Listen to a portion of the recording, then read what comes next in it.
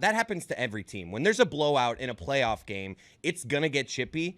20% of that was over the line, Roy. Are we going to look at any suspensions here? No. There might be a fine for Walman's spraying of the water bottle across the What a bench, but that's loser about move. it. So wait, Ed, there was 1,000 fights, 800 late hits, and we're finding the guy who squirted the water bottle 3 feet to the other side and missed it. He went across the line.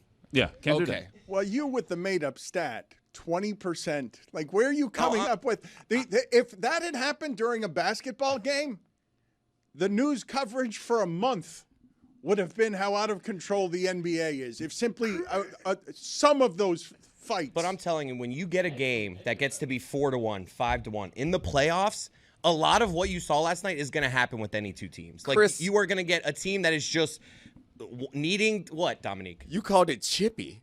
Like, that wasn't chippy. Unless you're talking about people chipping teeth. It wasn't chippy. Like, they were actually, there was blood, there was tongues out, there were fists being thrown. It wasn't chippy. I swear that wasn't that uncommon in a blowout playoff game. Okay, I think you're you wrong. got to be specific. A blowout playoff hockey game. Like, that is out of control. There were a for few any other major cross-checks, sport. like the way Frederick went after Bennett, that was over the line. There were a few there were 3 or 4 things where I'm like, they should take a look at that. But outside of that, it was just I blowout just want you to be chippiness. clear that it's hockey, because like if this happened in soccer, if one punch was thrown in the MLS or in the NFL or in NBA, like, we can't call it chippy. Like, it feels like you are appreciating how violent that hockey match was or a hockey game was, because that's not chippy.